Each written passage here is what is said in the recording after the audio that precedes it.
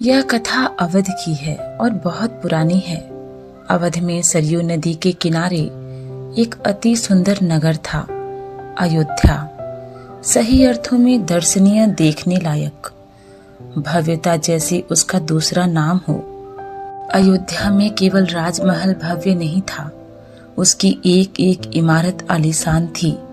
आम लोगों के घर भव्य थे, सड़कें चौड़ी थी, सुंदर बाग बगीचे, पानी से लबालब भरे सरोवर, खेतों में लहलहाती हरियाली, हवा में हिलती फसलें सरयू नदी की लहरों के साथ खेलती थी।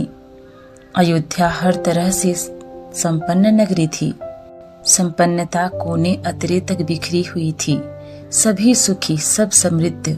दुख और विपन्नता को अयोध्या का पता नहीं मालूम था, या उन्हें नगर की सीमा में प्रवेश की अनुमति नहीं थी। पूरा नगर विलक्षण था, अद्भुत और मनोरम। नगर को ऐसा होना ही था। वह कौशल राज्य की राजधानी था। राजा दशरथ वहीं रहते थे। उनके राज में दुख का भला क्या काम। राजा दशरथ कुशल योद्धा और न्यायप्रिय शासक थे। महाराज अज के पुत्र, महाराज रघु के वंशज, रघुकुल के उत्तराधिकारी। रघुकुल की रीति नीति का प्रभाव हर जगह दिखाई देता था। सुख समृद्धि से लेकर बात व्यवहार तक लोग मर्यादाओं का पालन करते थे, सदाचारी थे। पवित्रता और शांति हर जगह थी, नगर में भी, लोगों के मन में भी। राजा दशरथ यशस्वी थे, उन्हें किसी चीज की कमी नहीं थी। राज सुख था, कमी होने का प्रश्न ही नहीं था। लेकिन उन्हें एक दुख था, छोटा सा दुख, मन के कोने में छुपा हुआ। वह रह रहकर उभर आता था, उन्हें सालता रहता था। उन्हें कोई संतान नहीं थी। आयु लगातार बढ़ती जा रही थी। उनकी 3 रानियां थीं, कौसल्या, सुमित्रा और कैकेयी। रानियों के मन में भी बस यही दुख था, संतान की कमी। जीवन सूना सूना लगता था। राजा दशरथ से रानियों की बातचीत प्रायः इसी विषय पर आकर रुक जाती थी। राजा दशरथ की चिंता बढ़ती जा रही थी। बहुत सोच विचार कर महाराज दशरथ ने इस संबंध में वशिष्ठ मुनि से चर्चा की। उन्हें पूरी बात विस्तार से बताई। रघुकुल के अगले उत्तराधिकारी के विषय में अपनी चिंता बताई। मुनि वशिष्ठ राजा दशरथ की चिंता समझते थे। उन्होंने दशरथ को यज्ञ करने की सलाह दी। महर्षि ने कहा, आप पुत्रेष्टि यज्ञ करें। महाराज, आपकी इच्छा अवश्य पूरी होगी। यज्ञ महान तपस्वी ऋष्य श्रृंग की देखरेख में हुआ। पूरा नगर उसकी तैयारी में लगा हुआ था। यज्ञशाला सरयू नदी के किनारे बनाई गई। यज्ञ में अनेक राजाओं को निमंत्रित किया गया। तमाम ऋषि मुनि पधारे। शंख ध्वनि और मंत्रोच्चार के बीच एक एक कर सबने आहुति डाली। अंतिम आहुति राजा दशरथ की थी। यज्ञ पूरा हुआ। अग्नि के देवता ने महाराज दशरथ को आशीर्वाद दिया। कुछ समय बाद दशरथ की इच्छा पूरी हुई। तीनों रानियां पुत्रवती हुईं। महारानी कौसल्या ने राम को जन्म दिया। चैत माह के 9वें के दिन रानी सुमित्रा के 2 पुत्र हुए, लक्ष्मण और शत्रुघ्न। रानी कैकेयी के पुत्र का नाम भरत रखा गया। राजमहल में खुशी छा गई। नगर में बधाइयां बजने लगी, मंगल गीत गाए गए। हर ओर खुशी, उत्साह जैसा दृश्य। राजा दशरथ प्रसन्न थे, उनकी मनोकामना पूरी हुई। प्रजा प्रसन्न थी कि राजा दशरथ की चिंता दूर हुई। नगर में बड़ा समारोह आयोजित किया गया, धूमधाम से। आयोजन में दूर दूर से लोग आए। राजा दशरथ ने सबको पूरा सम्मान दिया। उन्हें कपड़े, अनाज और धन देकर विदा किया। चारों राजकुमार धीरे धीरे बड़े हुए। वे बहुत सुंदर और सुदर्शन थे। साथ खेलने निकलते तो लोग उन्हें देखते रह जाते। आंखें उनसे हटती ही नहीं थी। चारों भाइयों में आपस में बहुत प्रेम था। वे अपने बड़े भाई राम की आज्ञा मानते थे। खेल कूद में लक्ष्मण प्रायः राम के साथ रहते। भरत और शत्रुघ्न की एक अलग जोड़ी थी और बड़े होने पर राजकुमारों को शिक्षा दीक्षा के लिए भेजा गया। उन्होंने कुशल और अपनी विद्या में दक्ष गुरुजनों से ज्ञान अर्जित किया, शस्त्रों का अध्ययन किया, शस्त्र विद्या सीखी। चारों राजकुमार कुशाग्र बुद्धि थे, जल्द ही सब विद्याओं में पारंगत हो गए। राम इनमें सर्वोपरि थे। उनमें कई अन्य गुण भी थे, विवेकशील, शालीनता और न्यायप्रियता। राजा दशरथ को राम सबसे अधिक प्रिय थे, ज्येष्ठ पुत्र होने के कारण और इन मानवीय गुणों के कारण भी। राजकुमार कुछ और बड़े हुए, विवाह योग्य। नगर में इसकी चर्चा होने लगी। महाराज दशरथ भी ऐसा ही चाहते थे। अपनी संतानों के लिए सुयोग्य बधुएं परिजनों में चर्चा पहले से ही हो रही थी। बाद में पुरोहित को भी इसमें शामिल कर लिया गया। अयोध्या के राजमहल में एक दिन ऐसी ही चर्चा चल रही थी, गहन मंत्रणा। तभी एक द्वारपाल घबराया हुआ अंदर आया। उसने सूचना दी कि महर्षि विश्वामित्र पधारे हैं। महाराज दशरथ तत्काल अपना आसन छोड़कर खड़े हो गए, द्वार की ओर बढ़े, महर्षि की अगवानी करने। उन्हें लेकर दरबार में आए। विश्वामित्र को ऊंचा आसन दिया गया।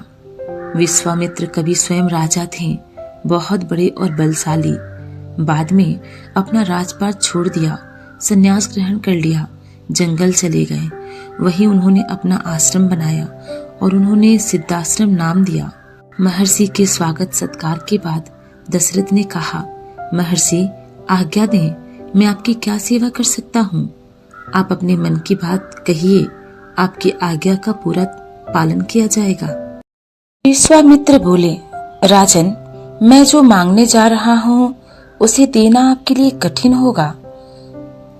आप आज्ञा दीजिए महर्षि, मैं उसे पूरा करने के लिए तत्पर रहूंगा, बिल्कुल नहीं हिचकूंगा। मैं सिद्धि के लिए एक यज्ञ कर रहा हूँ। अनुष्ठान लगभग पूरा हो गया है, लेकिन 2 राक्षस उसमें बाधा डाल रहे हैं। मैं जानता हूँ कि उन राक्षसों को केवल एक ही व्यक्ति मार सकता है, वह राम है। आप अपने ज्येष्ठ पुत्र को मुझे दे दें ताकि यज्ञ पूरा हो जाए। विश्वामित्र ने कहा। दशरथ पर जैसे बिजली गिर पड़ी, वह अचकचा गए। उन्हें उम्मीद ही नहीं थी कि मुनिवर उनसे राम को मांग लेंगे, उनके ज्येष्ठ पुत्र, उनके सबसे प्रिय। दशरथ चिंता में पड़ गए। विश्वामित्र दशरथ की दुविधा समझ रहे थे। उन्होंने कहा, मैं राम को केवल कुछ दिनों के लिए मांग रहा हूँ, यज्ञ 10 दिनों में संपन्न हो जाएगा। महाराज दशरथ दुखी हो गए। पुत्र वियोग की आशंका से कांप उठे। दरबार में सन्नाटा छा गया। दशरथ की दशा देखकर मंत्री चिंतित थे, पर चुप थे। महर्षि वशिष्ठ शांत थे। इतने में दशरथ कांप कर बेहोश हो गए। होश आया तो डर ने उन्हें फिर से जकड़ लिया। मूर्छित होकर दोबारा गिर पड़े, संज्ञा सुनने पड़े रहे। महर्षि विश्वामित्र का क्रोध बढ़ता जा रहा था। दरबार आशंकित था, किसी अनिष्ट की आशंका से। वे कुछ समझ नहीं पा रहे थे। महर्षि और महाराज के बीच संवाद में कुछ बोलना उचित भी नहीं था।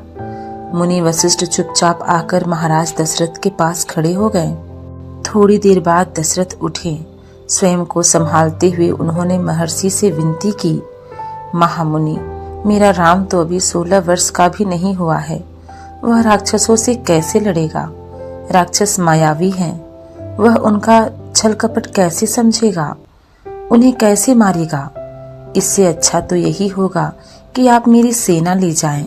मैं स्वयं आपके साथ चलूं। राक्षसों से युद्ध करूंगा। महर्षि विश्वामित्र ने कोई प्रतिक्रिया व्यक्त नहीं की। क्रोधित थे, पर उसे व्यक्त नहीं कर रहे थे। उन्हें अपने यज्ञ के नियम याद थे। क्रोध करने से यज्ञ खंडित हो जाता, अनुष्ठान अधूरा रह जाता। मैं राम के बिना नहीं रह सकता महामुनि, एक पल भी नहीं। आप राम को छोड़कर जो चाहे मांग लें, उसे मत ले जाइए। मैं राम को नहीं दूंगा, बिल्कुल नहीं। वह मेरी बुढ़ापे की संतान है। मैं उससे बहुत प्रेम करता हूँ। महर्षि का क्रोध भभक उठा। दरबार मंत्रीगण और ऋषि मुनि सकते में आ गए। आप रघुकुल की रीति तोड़ रहे हैं राजन, वचन देकर पीछे हट रहे हैं। यह बर्ताव कुल के विनाश का सूचक है। आप जानते हैं कि मैं स्वयं दुष्ट राक्षसों का संहार कर सकता था, लेकिन मैंने संन्यास ले लिया है। अगर आप राम को नहीं देंगे तो मैं यहाँ से खाली हाथ लौट जाऊंगा। बात बिगड़ती देखकर मुनि वशिष्ठ आगे आए। महाराज दशरथ को समझाया। राम की शक्ति के बारे में, प्रतिज्ञा तोड़ने के संबंध में, महर्षि विश्वामित्र के साथ रहने पर राजकुमार राम को होने वाले लाभ के बारे में। राजन, आपको अपना वचन पूरा करना चाहिए। रघुकुल की रीति यही है। प्राण देकर भी आपके पूर्वजों ने वचन निभाया है। आप राम की चिंता न करें। महर्षि के होते उनका कोई कुछ नहीं बिगाड़ सकता। यह सुनकर महाराज दशरथ की चिंता कुछ कम हुई, पर मन अभी भी खिन्न था। पुत्र विछोह का दुख सभी तर्कों पर भारी पड़ रहा था। गुरु वशिष्ठ ने कहा, महाराज, महर्षि विश्वामित्र सिद्ध पुरुष हैं, तपस्वी हैं, अनेक गुप्त विद्याओं के जानकार हैं। वह कुछ सोचकर ही यहाँ आए हैं। राम उनसे अनेक नई विद्याएं सीखेंगे। आप राम को महर्षि विश्वामित्र के साथ जाने दें, राम को उन्हें सौंप दें। दशरथ ने मुनि वशिष्ठ की बात दुखी मन से स्वीकार कर ली, लेकिन वह राम को अकेले नहीं भेजना चाहते थे। उन्होंने विश्वामित्र से आग्रह किया, कहा कि वे राम के साथ उनके छोटे भाई लक्ष्मण को भी ले जाएं। महर्षि विश्वामित्र ने महाराज दशरथ का यह आग्रह स्वीकार कर लिया। राम और लक्ष्मण को तत्काल दरबार में बुलाया गया। महाराज दशरथ ने उन्हें अपने निर्णय की सूचना दी। दोनों भाइयों ने उसे सहर्ष स्वीकार कर लिया, सिर झुकाकर आदर सहित। इसकी सूचना माता कौशल्या को दी गई। बताया गया कि राम और लक्ष्मण वन में जा रहे हैं, महर्षि विश्वामित्र के साथ। नितांत गंभीर माहौल में स्वस्ति वचन हुआ, शंख ध्वनि हुई, नगाड़े बजे। महाराज दशरथ ने भावुक होकर दोनों पुत्रों का मस्तक चूमकर उन्हें महर्षि को सौंप दिया। दोनों राजकुमार बिना विलंब किए महर्षि के साथ चल पड़े, बेहद और भयानक जंगलों की ओर। विश्वामित्र आगे आगे चल रहे थे, राम उनके पीछे थे। लक्ष्मण राम से 2 कदम पीछे, अपने धनुष संभाले हुए, कमर में तलवार लटकाए।